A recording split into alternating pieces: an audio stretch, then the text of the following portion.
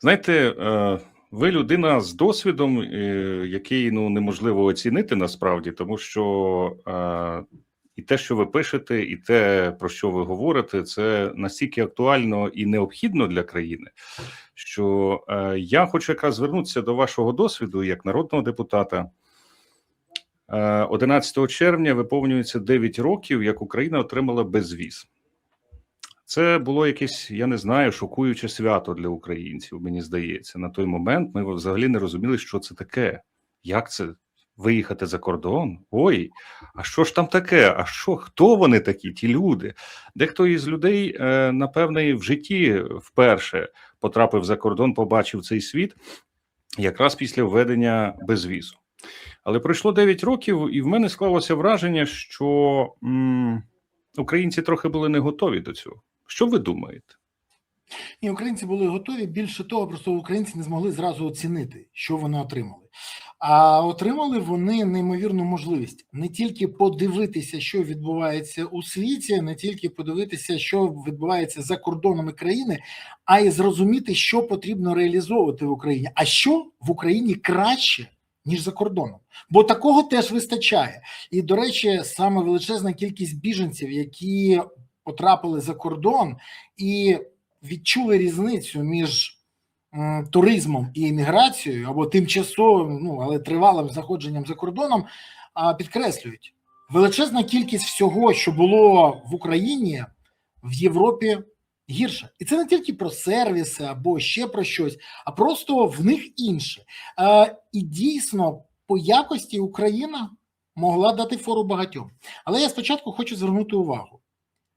Це те, чим я пишаюсь. Один з моментів, яким я пишаюсь – отримання безвізу. Бо безвіз – це досягнення Верховної Ради 8-го скликання і президента України Петра Порошенка. Це спільна робота, це голосування, це запровадження законопроєктів і рішень, це виконання вимог Європи, яке, до речі, ці виконання вимог йшли на користь країні.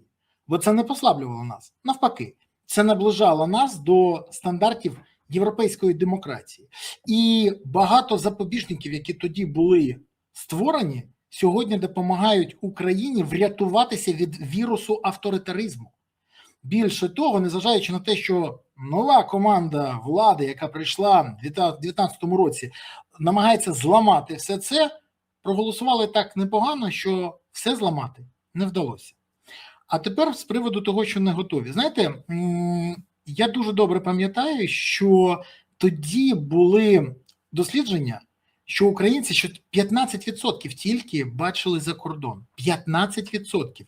А 65% ніколи не виїжджали за межі своєї області. Це страшні цифри. Після цього цифри кардинально змінилися. Першими поїхали молодь, дивилися, поверталися і вимагала в Україні, щоб було так, що як в Європі, що їм сподобалося. До речі, велика кількість українців кажуть, от нам подобається верховенство права, погоджуюсь на 100%. Нам подобається захист свободи слова, тут взагалі ніяких не може бути сперечань. Нам подобається, що всі перед законом рівні, а з корупцією борються не номінально чи формально, а фактично. І це теж те, що я підтримую. Але коли підіймається питання, дивіться, в Європі обов'язкова сплата податків.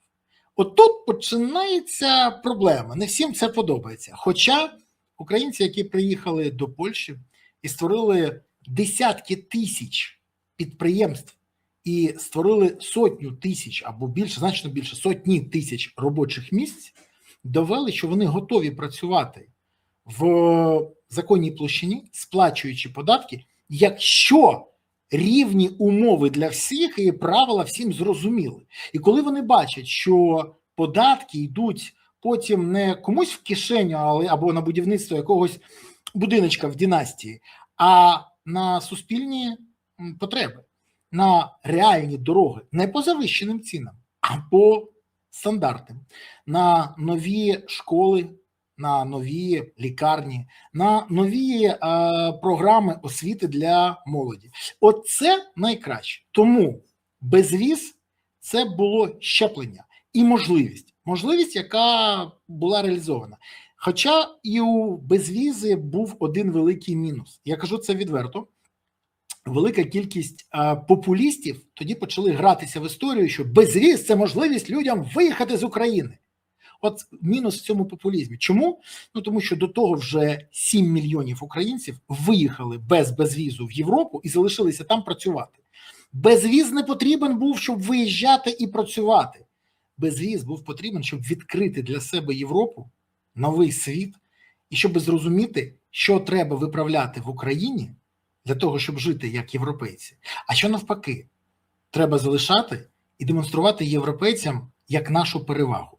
До речі, багато моїх європейських друзів і колег і сьогодні кажуть, що попри війну, попри все, в Україні є багато того, щоб вони були в захваті, якщо б з'явилися в Європі. От дивіться, а тепер перейдемо до сьогодення і як ми рухаємося до Європейського Союзу. Зрозуміло, що... Вибачте, хріново. Ну, я до цього і підвожу. Приїздять до нас єврокомісари, єврочиновники, з якими, можливо, ви особисто знайомі, ви працювали в Парламентській асамблеї Ради Європи, ви бачили всіх цих єврочиновників. Ви знаєте, як вони прискіпливо ставляться до різного роду обіцянок, особливо за гроші, коли даються гроші, а потім не виконуються обіцянки. Тут вони приїжджають до нас один раз, другий раз, третій раз приїздять. Ми їх запрошуємо. Ну, приїдьте, подивіться, як ми виконуємо реформи. Вони приїздять, а реформи не виконуються. Як це називається? Це називається саботаж. І ви знаєте, це не гірше за мене. Це риторичне питання, і ми обидва це розуміємо. Але на цьому треба акцентувати. Поясню, про що йде мова. Наприклад, Європа нам каже, виконайте оці зміни, наприклад, посильте судову незалежність. Ще раз, посильте судову незалежність. А ми вам за це дамо гроші, які не треба повертати. Вау! Пересічна людина каже, мені кажуть, що судді повинні бути незалежні, і тоді мені за це і гроші дадуть. Та це ж супер. Але деякі люди розуміють, а навіщо це виконувати? Це ж зламає телефонне право, яке працює в Україні. Це ж тоді не можна буде зателефонувати якомусь судді в Печерському суді і вирішити свої питання. Це не можна буде тоді відмазати когось від відповідальності. Це ламає традиційні зв'язки, які сьогодні є у владі. І тому вони саботують. Є інший варіант. Кажуть, вам потрібно захищати інтереси громадського суспільства. Вам потрібно, і це Європа вимагає, децентралізації влади. Яка децентралізація влади, якщо сьогодні ми спостерігаємо, як центральна влада вибиває мерів, ставить їх місця своїх представників, переважна більшість це представники або МВС, або СБУ, які сідають на потоки. Після цього ми спостерігаємо, як просто кишені змінилися, а покращень немає.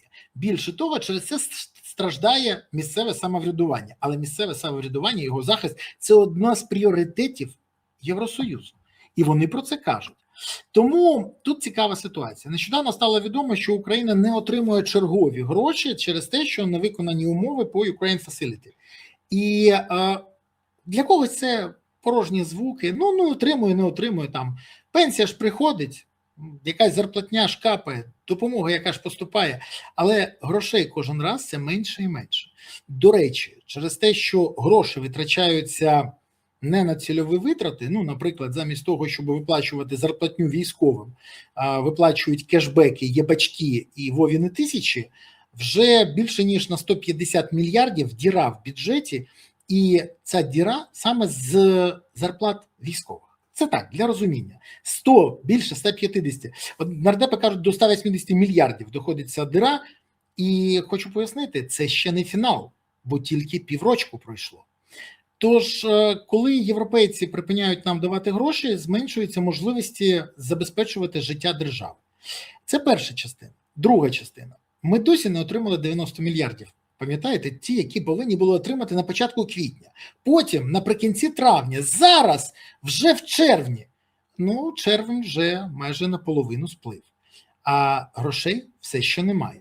Більше того, європейці чітко кажуть, ви хочете отримати гроші? Так от, ті гроші, які повинні йти на забезпечення зброєю України, яка виробляється в Європі, ті гроші будуть йти. А все інше – після реформ. І це вже не жарт. Тому це почало трохи лякати нашу владу, тому що вона розуміє, ну як можна не виплатити, наприклад, пенсії, бо тоді ж рейтинг впаде. Ні. Не те, що тоді не буде виконані зобов'язані, гроші не отримують, а рейтинг впаде. А рейтингозалежна влада орієнтується тільки на один показник – на свої рейтинги. І тому сьогодні є велика проблема. У нас гроші поки що нам не постачаються так, як треба, але наперед вже витрачаються. Хочу нашим громадянам нагадати, в Україні є резервний фонд. І він був наповнений, але витрачений, до речі, він був наповнений на рік. Резервний фонд – це якщо щось трапилось позачергове.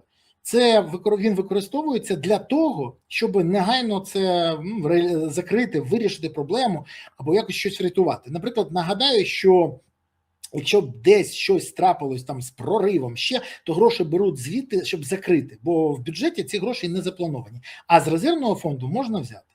А тут наша влада за 3 місяці використала цей резервний фонд на ябачки, на кешбеки, на всю іншу піарну мішуру. І якщо сьогодні щось трапиться, грошей немає. Тому, до речі, депутати від влади і підпрацьовуючи з ними, вирішили забрати 40 мільярдів з оборони, закупівлі зброї і кинути на цей резервний фонд. Ні, не для того, щоб закривати якісь дири, а для того, щоб виплачувати нові кешбеки, нові єбачки, нові скринінги, нові, як сказав, до речі, Порошенко, факінги і все інше. І це вже не смішно, бо знову дира в бюджеті збільшується. Для тих, хто не розуміє, поясню. Констаху боронять не єбачки. І Харківський напрямок тримає не Вовина 1000, а військові. І якщо в них немає дронів, якщо вони не забезпечені всім необхідним, ребами, рерами, якщо в них немає того, що може зупинити ворога, то ворог просувається далі. Це для розуміння. Тож кожен єбачок, кожна Вовина 1000 – це мінус обороноздатності країни. А ще це питання для наших партнерів, які сьогодні його почали підіймати. А нафіга ми вам даємо гроші, якщо ви їх просто роздаєте? Ми можемо роздати їх так само своїм громадянам. Ну, наприклад, це почали вже артикулювати у Франції радикально праві. І якщо хтось не знає, то Ле Пен сьогодні найпопулярніший кандидат в президенти Франції. І в наступному році, коли буде вибори, вона в 100% буде це використовувати. Дивіться, у Україні роздавали гроші для того, щоб сподобатися владі. А наша влада не хотіла вам подобатися, вона просто вам не роздавала ці гроші. А ми змінимо це. При тому більше їм нічого не треба казати. Вони просто переповинні давати гроші Україні. АДФ в Німеччині каже те ж саме. До речі, цю ж риторику підіймає сьогодні і Нідерланди, партія Свобода. І ця риторика множиться. В Словаччині так само говорять. Вони взагалі кажуть, ми не будемо приєднуватись до ініціатив допомоги Україні, тому що ці гроші роздаються просто так. Українська влада допомагає україноскептикам знаходити виправдання своєї позиції. Хіба це державна позиція? Ні. Але коли це хвилювало шоуменів? Тому європейці зараз будуть все більш прискіпливо ставитися до всіх питань. Ви ж знаєте, що зараз Україна вимагає ще 20 мільярдів на посилення військових, там, забезпечення військових, а також на обороноздатність країни. Так от, 20 мільярдів – це добре, але наші партнери почали вже казати, поясніть, будь ласка, інші витрати. Ви витратили 20 мільярдів туди, 15 туди, зараз 4 мільярди на 1000 весну. Ви що думаєте, десь у Франції не знімають фільми? Знімають. Десь в Італії не знімають серіали? Знімають. В Іспанії може? Може в Нідерландах? Ви думаєте, вони не хочуть ці гроші? До речі, поцікавтесь, як виділяють гроші на цю 1000 весну. Це дуже цікавий момент. Це ідея Єрмака і Зеленського зробити оцю 1000 весну, 4 мільярди на неї виділити і без будь-яких тендерів, без всього іншого розкидати, як завжди. При тому, дивлячись, хто вже буде приймати рішення, там багато людей, які пов'язані з Єрмаком. Тож Єрмака де-юре зараз в офісі немає, а де-факто він і далі править. І ще один момент, трохи вбік, але нещодавно одна людина була на перемовинах, на яких був присутній Зеленський в європейській країні. За годину, що спілкувалися вони, це вже був оф-рек, ну, це закінчилися офіційні переговори. За годину, що вони спілкувалися, Єрмак тричі телефонував Зеленському. Звідки відомо? Ну, тому що, да, Андрій, кажуть, мабуть, тільки одній людині. Я не впевнений, що це комусь іншому телефонував. Ну, не Богдан же. 100%. Тому дуже цікава історія. Ну, а після цього там він відходив. І спілкувалися, комунікували, і далі повністю на зв'язку, постійно. Тому, що я хочу сказати, оці марнотратні історії, вони будуть мати наслідки для України. І наприкінці року ми всі побачимо, як не буде грошей на багато витрат. Не буде грошей для військових, бо немає їх де взяти зараз. Не буде грошей на закупівлю зброї. Питання, що досі не закрита оплата зимової форми, та є багато чого іншого. Але на єбачки, на скринінги, на Вовини тисячі і на євесну, на все, тисячу весну, на все це гроші є. Це кажуть про що? Про пріоритети. І ці пріоритети не дуже подобаються нашим партнерам, які кажуть, дивіться, ну, по-перше, досить марнотратства, а по-друге, нема змін, нема грошей. Зараз не буде до 1 вересня вирішення питання з ДБР, грошей не буде. Не буде, наприклад, зараз проведений конкурс, у нас закінчується повноваження очільника САП, буде проведений конкурс. Не буде проведений конкурс, не буде він чесно проведений, не буде призначена потім людина, яка виграє конкурс. Знову грошей не буде. Взагалі цей треш, коли нас примушують робити корисні речі для держави, а примушують саме владу, яка не хоче, а хоче робити тільки для себе, викликає вже деяке подразнення у наших партнерів. І вони починають згадувати стару приказку. Чи можна коня привізти на водопій? Можна. Примусити пити неможливо. Кінь повинен захотіти пити. Так і тут кінь повинен захотіти пити, а наша влада повинна хотіти трансформувати Україну в європейську державу. А поки влада дивиться в інший бік. І їй дуже подобається те, що вона бачить в Білорусі. Бо Лукашенко і досі залишається зразцом керування для Зеленського. Публічно він це ніколи не визнає. Але в особистих бесідах він дуже часто говорив, що от батько молодець. І опозицію нагнув. І все зробив, як хоче, і царем є. До речі, царювати теж Володимиру Олександровичу подобається. Дивіться, ви зачепили дуже чутливу тему виплати військовослужбовцям, але ви сказали, можливо, не буде виплат. Я розумію, чому ви це кажете, тому що ще ж не прийняте кінцеве рішення. Але з голосування в Верховній Раді мені здалося, що грошей немає на виплати військовим. Вони просто не передбачені. При тому, що тиждень тому чи два тижні тому Володимир Олександрович сам своїм ротом це обіцяв.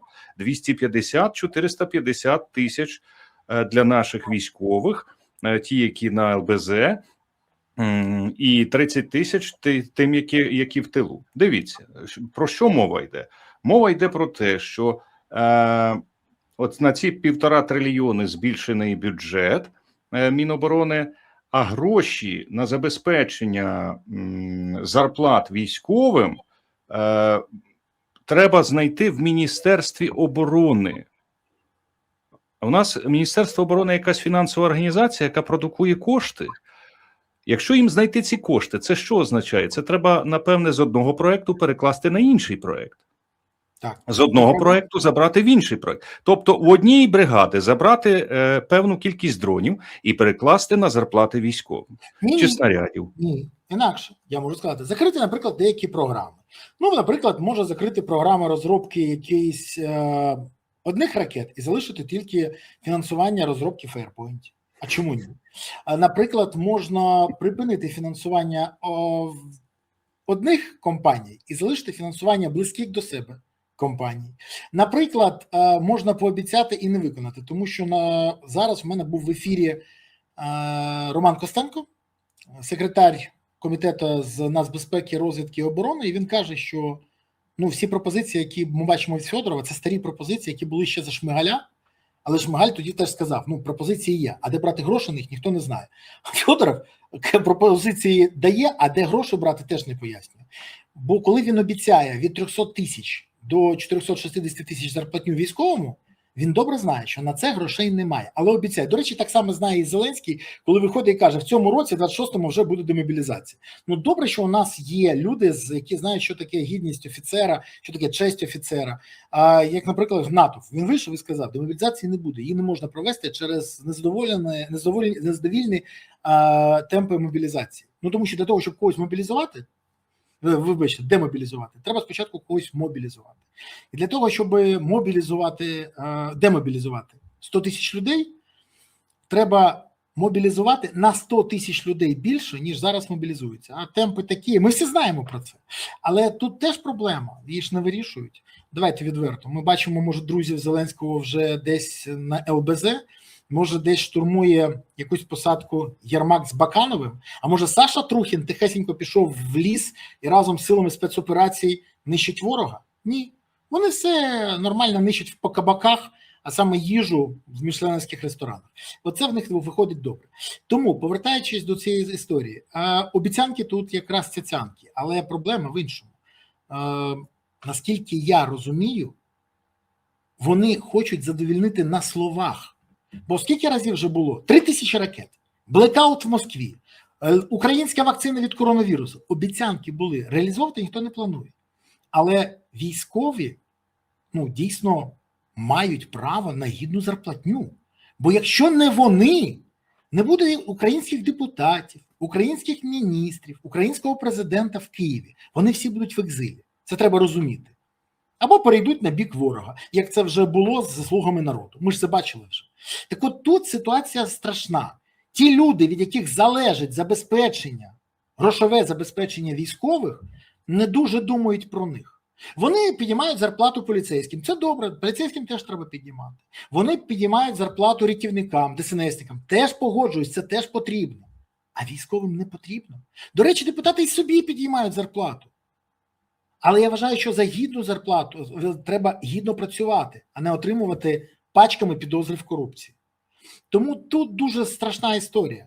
Коли, на жаль, реалізовується цитата Грушевського, яка сказана більше, ніж 100 років тому. На жаль, країною керують ті, кому Україна не потрібна. Ну, ми це і бачимо. Бо інакше було геть інше ставлення. І до військових було б інше ставлення, і повага була б, і забезпечення військових було б інше. А коли військові оголошують збори для того, щоб зібрати гроші на дрони, щоб знищити ворога, то їм наказ дали, а чим знищувати немає. Ну це ж ненормально, це ж ідіотизм. Їм дають команду, ви повинні тримати оцю вогневу смугу. Це що? Вогнева смуга, тримайся, раз, два. Ну, за тим же успіхом можна і сонце зупинити. Сонце, стій, раз, два. Чим? Чим? У нас є окремі підрозділи, які забезпечені всім. Я дійсно це знаю. Але ще раз, це окремий підрозділ. Коли підрозділи зараз збирають гроші, щоб відновити автівки, ну тому що якщо нема автівки, твоя ефективність виконання бойового розпорядження, ну, зменшується кратно. І через швидкість, і через мобільність, і через взагалі доставку до місця всього, що необхідно. Бо коли ти на собі тягнеш все це, це одне, а коли ти в автівку все завантажив, привіз і використовуєш, це інше. Мені зараз один комбат скаржиться на те, що не те, що нема людей, які можуть, оператори дронів, запускати дрони, немає тих, хто може виставити. Не вистачає. Бо він каже, він мені надіслав відео, ми з Ігорем Лапіним це відео обговорювали один з одним. Я кажу, а як таких людей взагалі могли мобілізувати? Ну як? Як? Це страшна ситуація, бо ці люди не можуть не те, що підняти, щось виставити, вони дійти до позиції не зможуть. Але їх мобілізували. А Єрмак – здоровий бугай. Баканов, ну теж, лейтенант, може як мінімум, ну якщо не ротою, то взводом командувати. Саша Трухін, ще раз говорю, пам'ятаєте, тихесенько піти в ліс після ДТП. Він може бути спецназером. Все, людина тихесенько буде заходити в ліс і утилізувати ворога. Ну, або швидко буде домовлятися з ним за хабар. Щось таке. До речі, перший офіційний корупціонер Верховної Ради. Особисто захищав його Зеленський. Пам'ятаю, як він казав, так ніхто ж не б загинув, що ви хочете? Я уявляю собі, якщо в тих автівках, які потрощили тоді в ДТП, були би рідні і близькі Зеленського. Як би він тоді реагував? До речі, ми бачили, як він верещав, коли була історія з Шефіром. З трибуни ООН. Особисто. Отож, особисте ставлення до своїх. В нього є свої і чужі. От своє коло це свої, всі інші це чужі. І це теж накладає, на жаль, на ситуацію відмітку. Але поставимо крапочку в цій історії. Чому? Тому що у наших партнерів є чітке розуміння. Вони не можуть дати Україні впасти. Вони добре це розуміють. І не тільки тому, що забагато в нас вклали. І не тільки тому, що вони розуміють, якщо нас пройдуть, далі нападуть на них. Ні! Вони з жахом думають про інше. Що якщо Україна впаде, то по оцінці європейців від 5 до 7 мільйонів українців ринуться в Європу. А таку мігрантську кризу Європа вже не здолає. Це буде катастрофа для них. Тому вони готові давати гроші, аби триматися, щоб Україна трималася. Це дуже меркантильно, але це чесно. І вони допомагають нам і по моральних принципах, і по іншим. Але це, повірте, це жах будь-якого європейського чиновника. 5-7 мільйонів українців рванули в Європу. Навантаження на систему фінансову, медичну, де жити, все інше. Таке, що європейці просто з жахом про це думають. А те, що це станеться, якщо Україна програє, всі розуміють. Тому і буде допомагати далі. А наша влада, цинічно це розуміючи, використовує цю ситуацію. На жаль, іншої влади в мене для вас немає. Цю обрали? Цю. Законно? Законно. На чесних демократичних виборах? Так. Їжте, не обляпайтеся.